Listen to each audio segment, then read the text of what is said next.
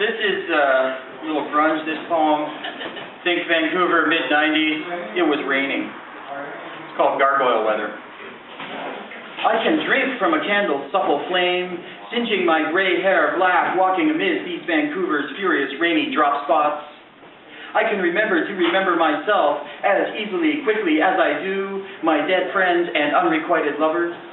I can walk across a river of drowning words, my head a fire of gargoyles dancing on glass, screaming riddles in rhyme. I can close my eyes, melting wax, scald my fingers with tongues of smoke, kissed by ginger-haired girls missing down home.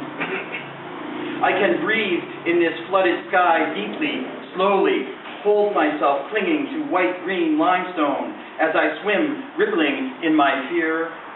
I can listen to cold glass ears, to sylvan whispers of a former very near to being my lover, a friend. I love you, but you're always asleep. I can grapple with dropping, falling to my knees, to my belly, punched, soft, flattened, kicked, my face cracked with tears. I can lay here under this stone-crafted weather, letting a beautiful city step over the grotesque echoes descending upon me with a fury of silence.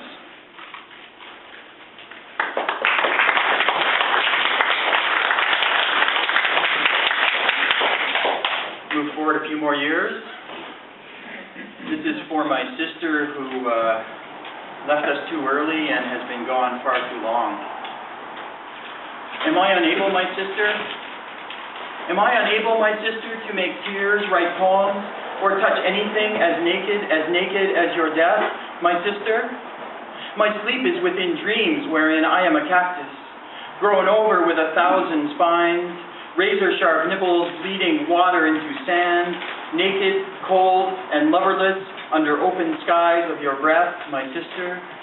Within myself, my fingers trail your words, follow paths we had not spoken of as awake or alive, my sister, myself. I try to see your smile, my sister, in my reflection, as my teeth burn away and my mouth and my tongue dries and withers and my skin gives way to flesh, to bone, to dust, to glass, cold, clothed in a world that no longer exists between us, my sister. Without my tongue and my voice, I have lived through these soundless screams that seem to have found an end, without the violence I feared from inside myself, my sister. Am I able to turn to your life in these ugly, beautiful ways, my sister, and survive myself? Yay!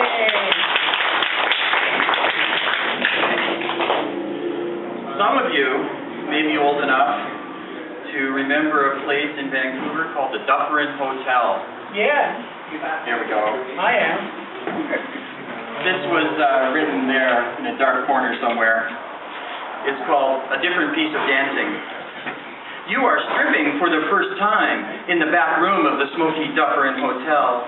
Grisly men cry out girlishly, and their applause molds your thin, sad torso into a cathedral that slowly stimulates their submission.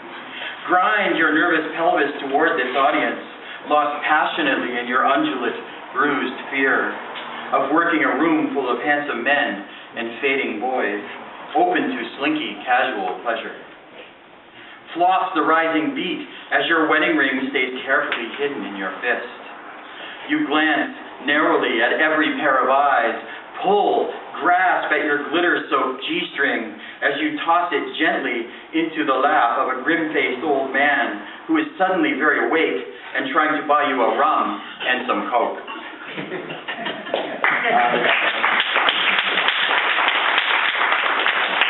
There was nothing like it. Okay. 2002, 2005, I lived in Tokyo. And one of the things you do there is every couple of nights you go out and you sing and get drunk. This is about that. Chet Baker, reincarnated, sings karaoke in Tokyo. Every second night he croons Funny Valentines, and the American girls swoon and smile splendidly, squealing, clapping, Sugoi, Sugoi. Chet Baker, reincarnated, is coy, is flirting within the melody. of his legendary sorrow. His blush of song seem a piped-in dream, a heavy desire just to get lost. Chet Baker reincarnated sips androgynous cocktails between Japanese lullabies, and he drums time on the table as others try in vain to hit the notes he can and does every night. Every second night, Chet Baker reincarnated.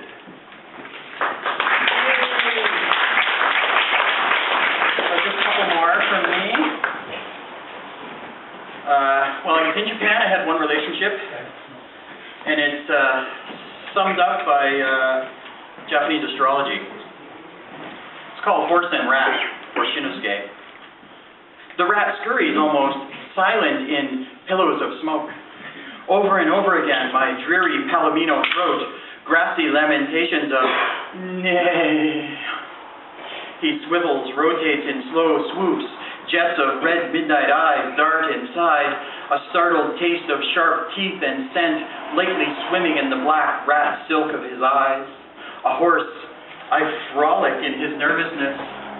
The rat is not quite a tiger, but he stalks and hangs back, following my pleasure with his bitter, foggy resistance. A dark veil growls with mistakes. A silk scarf disguised as my reins is really my bedside shadow. Not quite a centaur, but certainly a horse. Nay. Howling, ocean white and pink, foamy, wild-eyed from velvet, wrestling with dry rodentia perversion. Nay. Fading, dusky afterward, orange silence mixes deviant fleshy glances, unparalleled reminders of our lack of Chinese astrology, horse and rat. I'm going to read one more for you, if that's okay. This one is not my true story, but it could very well be a true story that a lot of people might understand here at this particular event. It's called Your Mom Comes Home Early. Your mom comes home early. She's drunk, but your mom catches you in her room, poorly planted on wobbly toes, crushed together in her too small for you ruby red shoes. You wait to be slowly struck from the family photos for wearing her lipstick. But she decides not to toss you out the door in her pearls and that glittery disco dress she wouldn't be caught dead in anymore. However, it's your princess dress. Makes you ecstatic just to see, let alone have it caress your pubescent body, as she instead lectures you on stealing and stretching out her clothes. God damn it. She pauses. You think to say she no longer wears it, but just as you open your mouth, her eyes narrow, and she tells you, strip. When you say, no, she slaps your bloody lips. Traitor, she calls out quietly, while she wipes your mouth gently, swiping her lipstick from your face. With oblivious cunning, your mother asks you, do you really want to be a princess? And of course you smile, bunch up the dress in soft, half-painted fingernails. Yes, you say. Please? Please? Unexpectedly, she is crying. And so you pull the shimmering dream over your head and place it gently at her feet as she gets violently drunk sick over your illusion of her dress and her own so carefully painted toes. She asks, are you gay? While you're standing there wearing her black satin panties and an old torn white bra you found in the woods behind the house. You confess, it's just really that I am really, you pause, a girl. Her smile is so meek that it makes you cry as she unsnaps the bra and holds you close in a kind of hug you have never gotten before. You feel sunburnt, embarrassed as you take off her underwear, and she turns away, offering you her lovely pink bath towel, the one you are not allowed to use ever. Thank you very much.